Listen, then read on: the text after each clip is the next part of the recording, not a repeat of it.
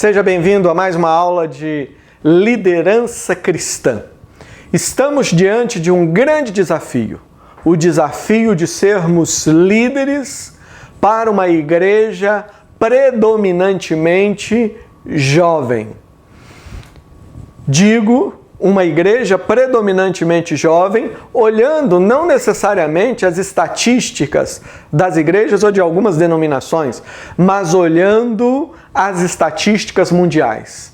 E as estatísticas nos dizem que, no mínimo, 1/3 da população da Terra tem de 4 a 14 anos de idade. Sim, isso significa que pelo menos metade da população da Terra são adolescentes, de 15, 16, 17 anos para baixo. Nós estamos falando de uma população de 3 bilhões, mais de 3 bilhões de crianças, jovens e adolescentes. É um número muito grande e se nós estamos pensando em ter uma igreja vibrante, na nossa liderança nós precisamos observar estes aspectos.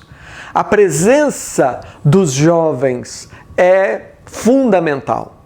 Eu tenho sentido uma grande alegria no meu coração à medida em que a gente viaja e recebe informações e tem contato, diferentes países, diferentes lugares, e estamos vendo o mesmo milagre acontecendo. Sim, porque salvação é um milagre. Quando nós somos abraçados por Deus, é um milagre. Quando o nosso coração, morto nos seus delitos e pecados, começa a bater de novo, com vida, olhando para o Senhor, crendo, abraçando, se arrependendo, isso é um milagre. Regeneração é um milagre. E é por isso que eu digo que é maravilhoso perceber o grande milagre que nós estamos vendo ocorrer exatamente hoje, nos nossos dias, entre os jovens e os adolescentes. Depois dos chamados anos 70, todo aquele período de contracultura, de mudança dos costumes e todas aquelas coisas, algo que evidentemente afetou muito mais o mundo ocidental. Depois daquele período de tanta liberdade, entre aspas, onde tantos jovens simplesmente se autodestruíram com as drogas e tantas outras coisas. Para muitas pessoas era de se esperar que o mundo entrasse simplesmente num processo de destruição. Muitos foram os que pregaram o fim da igreja. Muitos foram os que pregaram e afirmaram o fim da ação de Deus em meio aos jovens. Mas hoje o que nós vemos são multidões de jovens se quebrantando diante do Senhor. Eu tenho tido a alegria de ver adolescentes, meninos bonitos, saudáveis, normais, fortes, que estão fazendo com Deus um compromisso de santidade. São jovens que estão, rapazes e meninas que estão falando em se guardar virgens para o casamento. Outros que conheceram a Cristo num outro momento da vida, mas estão experimentando um caminho novo, um caminho de santidade, um caminho de compromisso com Deus. E estão fazendo isso não porque estão recebendo algum tipo de lavagem cerebral, não. Estão fazendo isso porque o coração desses jovens, esse coração ele está árido, esse coração está seco, porque o mundo sem Deus não tem nada a oferecer que satisfaça esses corações. Uma igreja forte é uma igreja que sabe entender esse momento. E uma igreja que sabe entender que com os jovens está a energia, está a força, está todo o dinamismo, estão boas ideias. A igreja é uma igreja que cresce à medida em que sabe reconhecer os seus recursos. É maravilhoso quando nós olhamos ao nosso redor e vemos tantos jovens se rendendo a Cristo, tantos ministérios novos iniciando. O jovem, jovem adolescente, ele tem coragem de fazer coisas que aqueles que já não são tão jovens assim não têm. Esses dias eu tive a oportunidade de ver um vídeo muito interessante de um grupo de adolescentes, eu creio que em São Paulo, fazendo evangelização, usando teatro, evangelização no semáforo. Uma coisa muito inteligente, imagino que deu muito trabalho para preparar aquilo, mas como era bonito ver. Era só um momento enquanto o semáforo estava vermelho, enquanto o sinal estava vermelho e os carros parados, ali na faixa dos pedestres, rapidamente, com cartazes, com encenações, eles anunciavam a Jesus, ensinavam o Evangelho, comunicavam de uma forma criativa.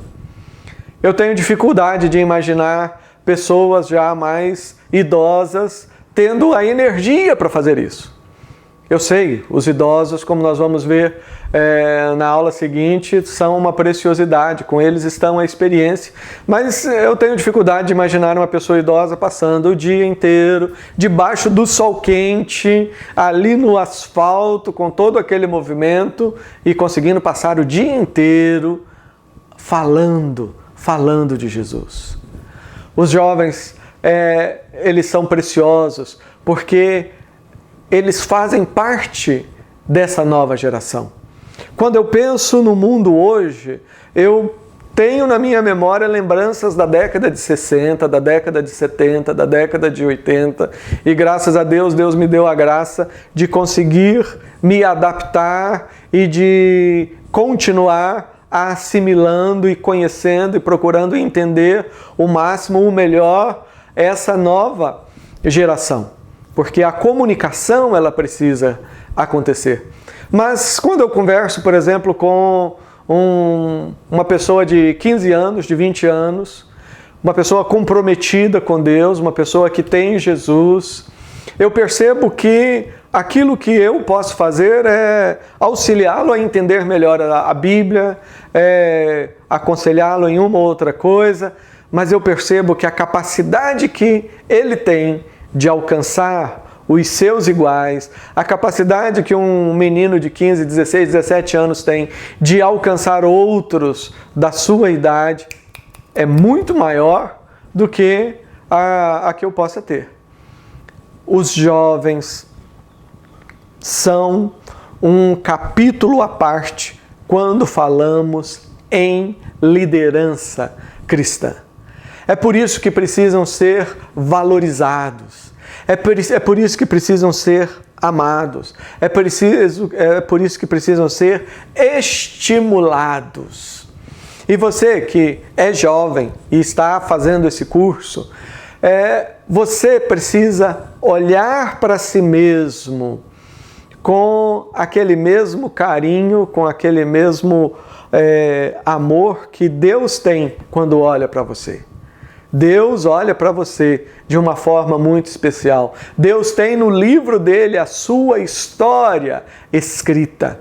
Então não seja, você jovem que está me ouvindo, não seja imediatista, não queira fazer tudo da noite para o dia, mas seja sábio, peça a Jesus que capacite você a usar a sua energia, a sua força, a sua criatividade, a beleza da sua idade, usar isso para a glória dele, para fortalecer a igreja. Liderança cristã é um grande desafio. E como igreja nós precisamos orar para que Deus esteja levantando entre os nossos jovens, entre os nossos adolescentes, líderes, entre as nossas crianças, líderes capazes de, com um coração cheio de amor por Deus, serem capazes de influenciar outros da mesma idade. Líderes e jovens e adolescentes que sejam capazes de nos ensinar, a nós que já vivemos um pouco mais, ensinar, quem sabe, novas abordagens, novos métodos, novas maneiras de apresentarmos a verdade eterna do Evangelho. Liderança cristã. Isso não é um privilégio apenas dos mais idosos. Ser líder não é algo apenas para quem já passou dos 50 ou um pouco mais. Não. Para ser líder, você precisa ter uma vida cheia da presença de Cristo. Para ser líder, você precisa ter uma vida cheia de Jesus. E certamente, na igreja hoje, essa igreja do século 21, ela possui um espaço imenso a ser ocupado por líderes jovens. Jovens no auge da sua força.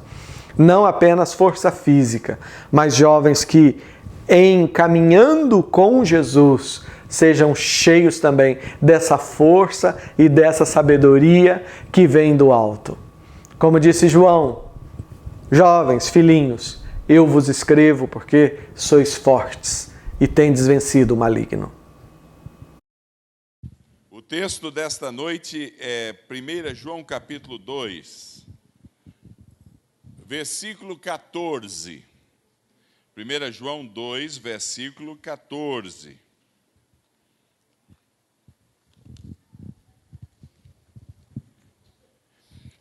Assim diz o texto da palavra do Senhor.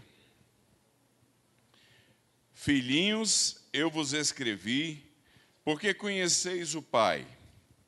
Pais, eu vos escrevi, porque conheceis aquele que existe desde o princípio. Jovens, eu vos escrevi, porque sois fortes, e a palavra de Deus permanece em vós, e tendes vencido o maligno. Amém. O pastor Honório me pediu para hoje a gente dar um foco no papel dos jovens no avivamento da igreja. E é isso que nós vamos tentar fazer, na expectativa de que seja uma bênção para todos nós, para os pais, para os filhos, para os avós e alguns bisavós que estão aqui. Porque eu me recuso a imaginar que apenas para manter uma tradição da igreja, algum pai se dispusesse a sacrificar espiritualmente o filho. A gente se alegra quando os filhos estão andando no caminho do Senhor, não é verdade? Verdade. E a gente tem que entender que a geração do jovem é uma geração diferente, como a nossa foi no passado. A nossa foi. Então, tudo caminha. E alguns de nós aí já dobraram o cabo da Boa Esperança há muitos anos. Muitos anos. Mas outros estão começando a descer o estreito ali para chegar no Cabo da Boa Esperança. Ainda estão começando a jornada. E a gente tem que dar todo o apoio a eles. Primeiro dia que nós conversamos aqui, nós tratamos das motivações, porque tudo começa a nível das nossas motivações, o que nós realmente queremos. E nós falamos de 4 verbos. Os que estavam aqui quinta-feira lembram os verbos? O verbo ter e influenciar, que são os anelos universais da raça humana. Todos nós queremos ser reconhecidos, queremos fama, queremos que o nosso nome seja conhecido na praça, no sentido positivo. Todos nós temos desejo a isto.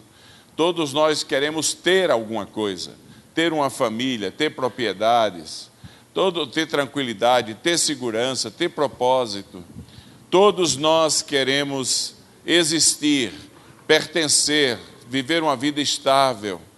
O problema que nós tratamos na quinta-feira é que, diferentemente do propósito de Deus para a raça humana, devido ao pecado na nossa vida, nos planos de Deus, o ser, o ter e o existir faziam sentido como plataforma de credibilidade, porque é muito difícil alguém seguir um fracassado.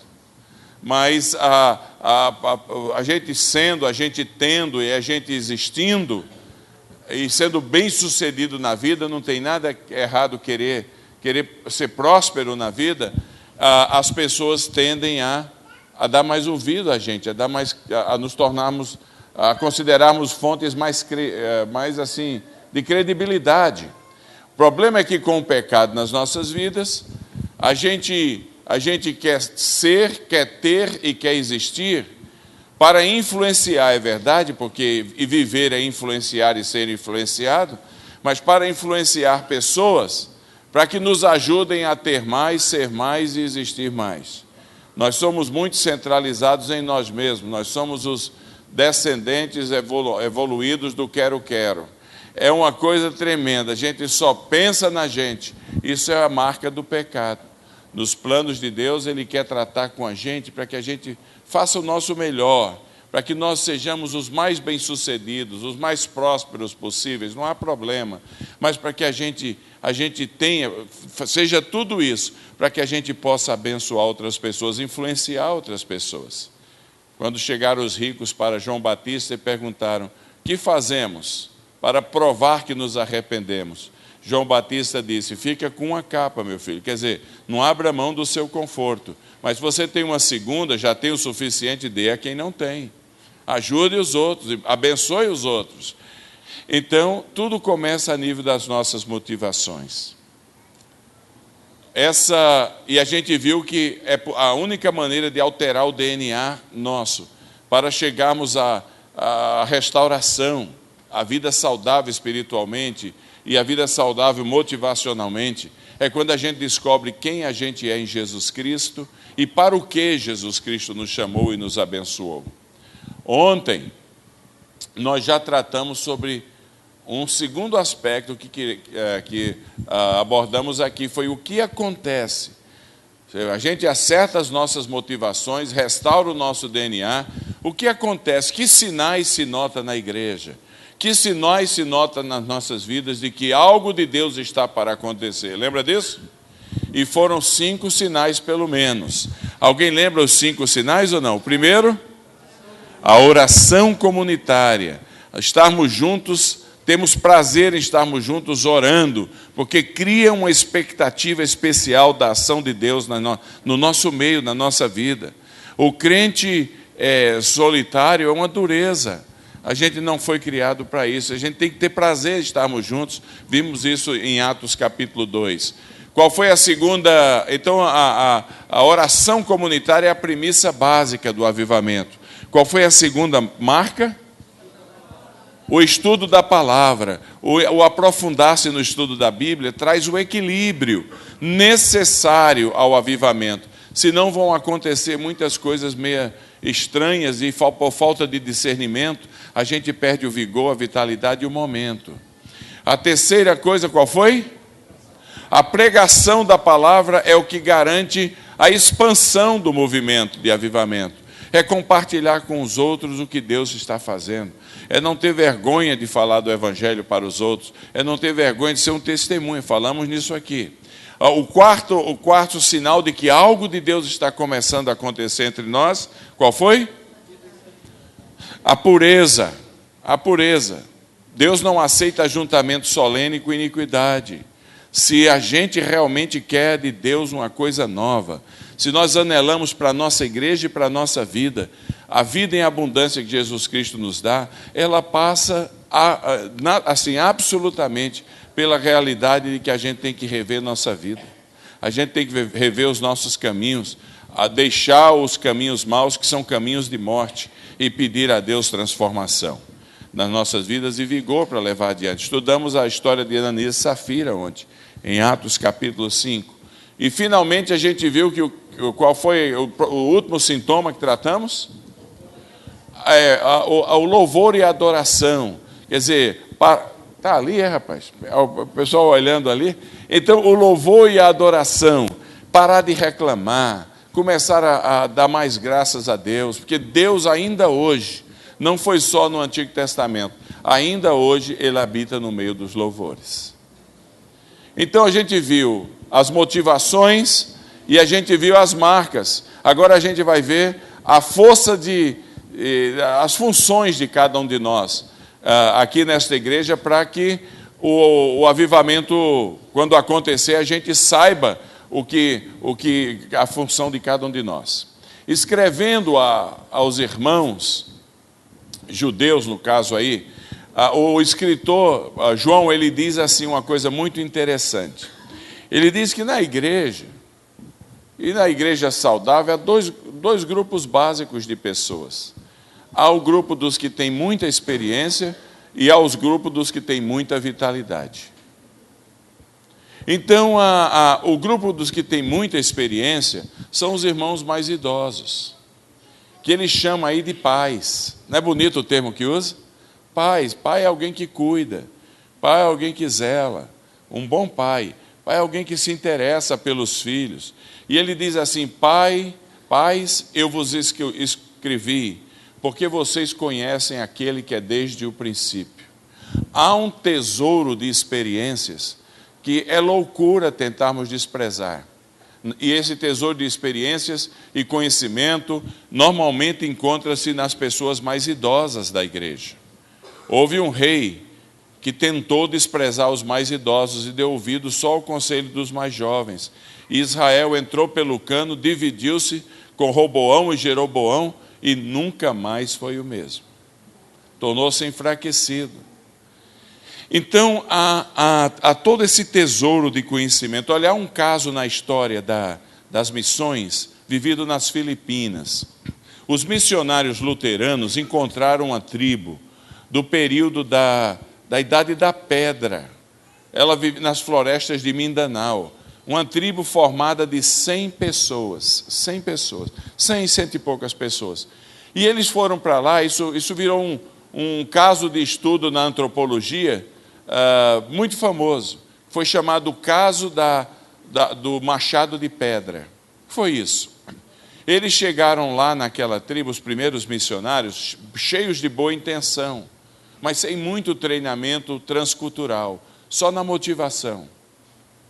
E eles notaram que havia um grupo mais ou menos de uns 10 anciãos naquela tribo ali. Grupo separado, vivia nas cavernas de Mindanao. Então tinham mais ou menos uns 10 anciãos. E cada um deles tinha um machado de pedra que guardava no seu lugarzinho. E os jovens, toda vez que precisavam fazer algum trabalho, acelerar alguma coisa na vila ali, na tribo, procuravam os anciãos e eles entregavam o machado de pedra a cada um deles. Quando eles terminavam, traziam o machado de pedra para os anciãos. Os missionários bem intencionados, muito bem intencionados, falaram: mas a coisa está devagar demais, porque derrubar uma árvore com um machado de pedra é devagar demais. Chega lá, mas demora. Então eles deram machados de aço para cada um deles. E entregaram não aos mais idosos, entregaram aos jovens. Porque eles disseram: a vitalidade está ali. Então entregaram aos jovens. Os jovens pegaram os machados de aço, a produção aumentou tremendamente, está certo ou não? E ninguém procurou os mais velhos, a partir daquele momento. E aí os 10 anciãos da tribo cometeram suicídio. A tribo vizinha resolveu atacar os restantes, os jovens que lá estavam. E atacaram aqueles cerca de 90 jovens que lá estavam. E antes que eles invadissem a vila, os 90 jovens cometeram suicídio. Então o grupo inteiro desapareceu. E aí os antropólogos foram estudar a razão. E aí eles descobriram que o negócio foi o seguinte: A sabedoria, o conhecimento e a experiência estavam simbolizados no machado de pedra. E quando os jovens precisavam produzir um pouco mais, eles iam a quem tinha conhecimento. Quando tiraram a função dos mais idosos e apenas foram pela vitalidade, os mais idosos disseram: não temos mais propósito em estar aqui, cometeram suicídio.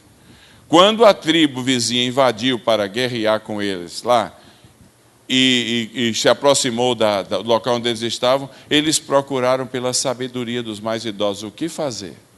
Não tinha mais idosos, antes que eles fossem dominados, se mataram. Não é interessante? Você consegue ver essa simbiose aí em João? Pais, eu vos escrevi, porque conheces aquele que é desde o princípio. Jovens, eu vos escrevi, porque a palavra de Deus permanece em vós, tendes vencido o maligno e sois fortes. Está sentindo a dinâmica aí ou não? Todos nós temos uma função na igreja, não tem jeito. Os mais idosos, a vitalidade já passou. Vocês têm que entender que o vigor não está mais com vocês, nem comigo. Joel diz assim: os vossos filhos terão visão, e os anciãos sonharão. A coisa que sobra para a gente muito idoso já é sonho, meu amigo. Já passou, a gente fica só sonhando com o céu, sonhando com a coisa, sonhando que podia ser melhor. Mas olha, a gente olha, a vitalidade não está lá. E se a gente tem interesse em uma igreja dinâmica, a gente tem que entender essas nuances. Os jovens têm que entender que a sabedoria não está com vocês ainda, mas o vigor está. A igreja, o futuro da igreja e o presente da igreja, na relevância na cidade, depende dos jovens. E os mais idosos têm que entender que eles têm que, o tesouro que eles receberam da vida, eles passam adiante. Mas não é assim a realidade que a gente vê por aí. Observe que o texto... Vocês acham que esse assunto é interessante? Porque há muito conflito na igreja nessa área aí. Olhe, o islamismo, que todo mundo fala tanto aí, a idade média de um praticante do islamismo no mundo é 25 anos. Você sabe, Osama Bin Laden era o filho número 53 do pai dele. Porque você pode ter quantas mulheres você queira. São 4 mulheres legalmente. E se você não gosta mais dela, ela faz qualquer coisa, você basta dizer 3 vezes, não pode ser uma vez só não. Não te quero mais, não te quero mais, não te quero mais, está divorciado. E aí você assume outra. E assim vai, desde que você possa cuidar. E como os filhos são propriedade do pai, a mãe não tem participação, então todos eles, não existe meio irmão no islamismo, todos são irmãos, pleno irmãos, porque são filhos do mesmo pai. Então é uma situação complicada, a concorrência é desleal. 53, ele era número 53 de um total de 55 irmãos. Nem meu pai, que gerou 22. Chegou nem perto, rapaz. Olha a dureza, viu? Mas então, devido a esses fatores, a idade da média de um muçulmano no mundo hoje, que é um dos grandes desafios do cristianismo, é 25 anos. A idade média de um cristão no mundo é 52 anos. E se pegar dos presbiterianos ao redor do mundo, é 62. Então, apenas por batendo as botas, em 20 anos, se nada acontecer, nós somos reduzidos pela metade. Porque é a idade média, a gente vai morrer. Todos nós que aqui estamos temos a data de validade no produto da nossa vida. E quando a data da validade expirar, a gente bate as botas. Não é verdade? Que acolá Deus faz por bondade e dá mais alguns anos aí, como deu alguns reis no Antigo Testamento. Mas, em geral, a gente já nasce morrendo, meu amigo. Então, essa é a realidade. Como é que a gente baixa essa média? Eu moro nos Estados Unidos, vocês sabem, alguns de vocês. 7% das pessoas nos Estados Unidos abaixo de 30 anos frequentam a igreja. 7%. 60% dos acima de 60 anos frequentam a igreja. Então, é um verdadeiro... O país é eterno inverno quando você entra da igreja, só dá cabelo branco. A gente tem que dar graças a Deus, porque pelo menos 60% dos mais idosos estão na igreja. Mas a gente deve se penitenciar diante de Deus, se arrepender, chorar e clamar, porque só 7% dos mais jovens estão. Significa que 53%, que eram todos filhos dos 60%, ou netos dos 60% que frequentam lá, abandonaram a fé. Não é uma situação triste? E abandonaram porque houve esse conflito de geração dentro da igreja. Eu fui a uma igreja presbiteriana, e não se acertaram. Eu fui a uma igreja presbiteriana que tinha uns 500 lugares, uma das mais bonitas que eu visitei na vida. E quando eu disse, vou lá conhecer. Quando eu entrei, tinham 14, devia ter mais, tinha uns 18 idosos. O diácono que me cumprimentou na porta, eu vou dizer um negócio, ele e Matusalém eram irmãos gêmeos. E me cumprimentou na porta, e eu vi lá aquele negócio, então tá. Aí eu vi que um lado da igreja tinha cortina. O outro lado da igreja não tinha cortina. Aí eu perguntei, por que é que um lado da igreja tem cortina e o outro lado da igreja não tem cortina? Aí o diácono falou para mim, essa foi a solução aqui dentro, porque tinha o partido dos que queriam cortina na janela e os do que não queriam. Então, quem gostava da cortina, sentava daquele lado ali. Quem não gostava da cortina, sentava de cá. E não tinha mais jovem nenhum. Jovem não se preocupa com isso. Então, há uma situação clara aqui. Os agentes do avivamento somos todos nós, a quem Deus usa. Mas a maior contribuição que os mais idosos têm a dar é a contribuição da experiência. Entenda que a vitalidade está com os outros. Observe os 3 termos que são usados para os jovens aí. Diz assim, jovens, eu vos escolhi porque sois o quê? Fortes. Forte. Então, eles têm um vigor danado. São todos termos muito ativos. Segundo, a palavra de Deus faz o quê? Permanece em vós, porque vamos encarar, a vida vai nos levando a nos comprometer demais. Quanto mais a gente vive, é mais difícil a gente tomar decisões, a gente pesa mais, pesa a família, pesa os amigos, pesa o emprego, pesa o que os outros vão dizer, o que os vizinhos vão dizer, a gente pesa demais. Eu peso, porque nós temos muitas outras coisas na vida. A moçada não está nem aí, topa tudo. A palavra de Deus encontra a morada muito, muito fácil no coração deles. E aí o texto diz, tendes vencido o maligno. Não é isso que diz lá? Olha, quando eu, bem jovem, eu inventei, naquele fervor maravilhoso, sabe, eu disse, hoje eu provavelmente não faria mais isso, porque é aquilo que eu acabei de dizer. Mas sabe onde é que eu fui parar um dia? Vê se pode um negócio desse. Eu e outro colega jovem, na tenda de Umbanda Caboclo Arranca-Toco. Fui lá para a tenda de Umbanda do Caboclo Arranca-Toco. Falei, vamos estragar a sessão hoje. Só loucura, porque eu disse, não, a obra é maligna, vamos lá em nome de Jesus. E eu fui, e ele foi. E entramos na tenda do Caboclo Arranca-Toco. E nos deram um número. Acho que o meu número, se eu não me engano, era número 25.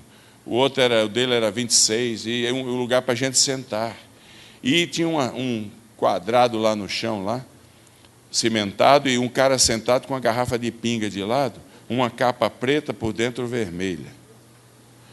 E era o Exu das trevas que estava se manifestando lá. E uma risada, aquela coisa. E aí, eu foi chegando meu nome, cada um ia indo lá, tá certo ou não? Como é que era o nome da tenda lá? Caboclo Arranca-Toco. E assim vai. E foi chegando. E eu ficava ouvindo aquilo lá. E foi me dando uma indignação. A vitalidade da mocidade. Foi me dando uma indignação. Porque o cara chegava para o Exu das Trevas. E a pergunta do Exu das Trevas era essa. Aquele endemoniado estava lá. Aquele coitado. O coitado estava lá. O demônio que tomava ele. A pergunta era: o que é que você faz aqui? O que é que você quer? Não é assim que fala? Aí o cara... a gente recebia a instrução do que a gente devia dizer. Quero luz. Aí eu ficava, meu Deus, quando chegou a minha vez, aí tenha paciência. Olha, eu nunca corri tanto sebo nas pernas para sair de lá, mas falei para meu amigo, assim não dá. O cara chega, quer que busca? Aí o cara diga, o cara chegou para a gente, era a nossa vez, quando ele perguntar o que busca, diga, busca a luz. Eu falei, o quê? Aí eu gritei lá dentro, luz no Exu das Trevas? Há uma incoerência aí? Luz só há em Jesus. Aí pronto, aí todo mundo já virou, tem aqueles cara forte, eu desapareci dali. Mas ficou o testemunho, está certo ou não? Jovens, eu vos escolhi, porque sois fortes.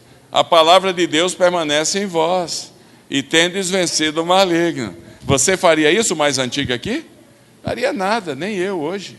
Mas essa é a grande maravilha da moçada. Dinamismo. Está todo mundo seguindo comigo? Agora, existe algo. Eu trabalho, vocês sabem, eu trabalho lá na universidade.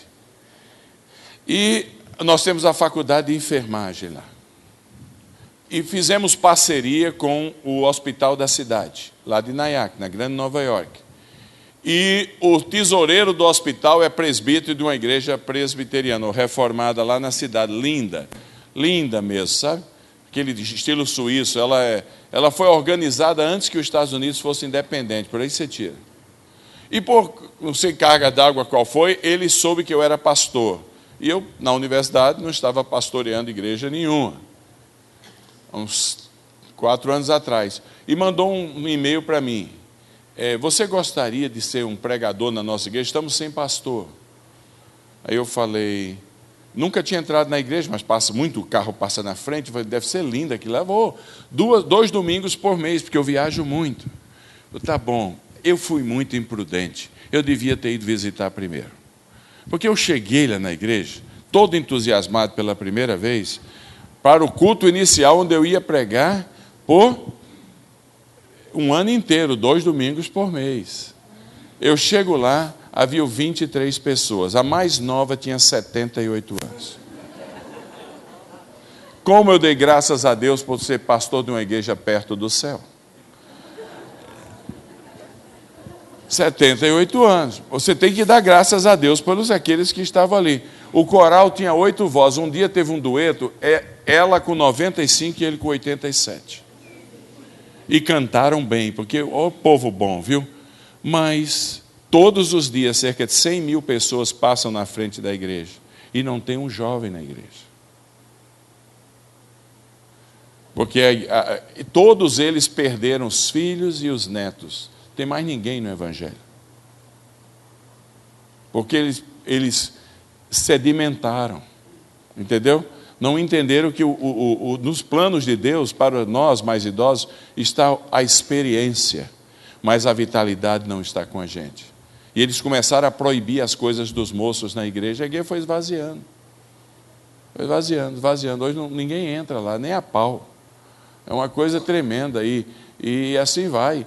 E eu falei, aí eu dei o telefone meu de base, não o celular para ele. Então, quando ninguém tem meu telefone de base, só eles. Quando o telefone tocava, eu entrava numa pavorosa, porque ou estava alguém falando que levou uma queda, quebrou a perna, ou deu câncer, ou foi, a diabetes estourou, ou deu problema na retina, ou morreu. Aí eu falei, meu Deus do céu. Quando deu 10 meses, eu disse, não, assim não dá. Tentei lá fazer como é que era? You've Got Talent, pegando aquele American Got Talent, fui para as escolas públicas, eu não era para estar fazendo isso, eu tinha uma responsabilidade na universidade, arrumei uns coreanos que ajudaram, o pessoal veio para a igreja, uns 40 jovens vieram na igreja para cantar, e ganhava prêmio. Né? E o jornal da cidade publicou, nunca viram tanto jovem na igreja. No domingo seguinte, para quê? Descascou, porque os caras bateram palma lá, cantaram umas músicas meio sertanejas, era You've Got Talent. Aí eu falei, sabe uma coisa, chega, eu estou só ajudando aqui, Deus abençoe vocês. Aí eles contrataram um padre, o padre está ajudando lá. Então, olha aí, é um negócio muito sério que nós estamos falando aqui. A igreja que não dá valor aos seus jovens, ela fossiliza, ela vira uma igreja de dinossauro. Ela vira um museu. A gente tem que entender. A maior alegria dos irmãos mais idosos aqui é que os netos e os filhos estejam na igreja. É verdade ou não? Olha, minha experiência. O assunto está interessante, gente? Tá? Na minha vida, houve um tempo que eu saí do Brasil para ser plantador de igreja lá no Canadá. Há 18 anos. Tirei meus filhos da igreja lá de Goiânia, que tinham 300 adolescentes na igreja. Quem conheceu a primeira igreja? Foi uma equipe daqui até, houve até um intercâmbio quando nós estávamos lá, não sei se alguns lembram, era animado, não era? Aquela coisa tremenda. Levei meus filhos para Toronto, onde tinha 0. Só rolo, os outros que vinham chegando, imigrante é muito enrolado. Tudo é complicado.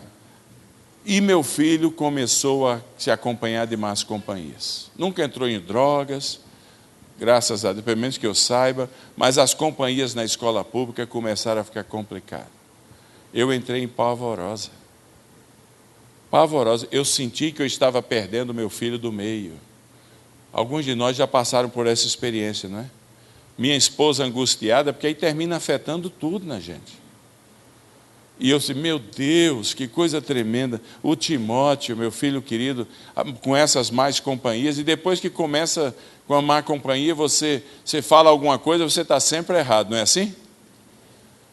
E aí um dia eu me ajoelhei chorando, como poucas vezes chorei na vida, e disse, meu Deus, eu não vou desistir do meu filho. Eu não criei um filho, não tive um filho para perdê-lo para o mundo, a carne e o diabo. Eu criei para o deleite da minha velhice e a glória do teu nome. Eu não desisto do meu filho. E aí eu alterei um pouco as coisas que estava fazendo na igreja para ficar mais agradável para os pouquinhos que tinha lá. Foi uma das experiências mais abençoadoras da minha vida, porque hoje meu filho é diácono numa igreja batista lá e professor da universidade, mas esses dias atrás, a minha netinha, de 4 anos de idade, me ligou. Vovô, o nome dela é Daniela. Eu falei, fala, filha. Entreguei meu coração a Jesus. O que é que a gente mais idoso quer? Não é isso? Eu fico até emocionado, porque era do filho que eu quase perdi. Você mais idoso aqui, você quer ver o seu filho e o seu neto aqui. Então, transmita a sua experiência, transmita a sua caminhada com Jesus, mas deixe eles trabalharem.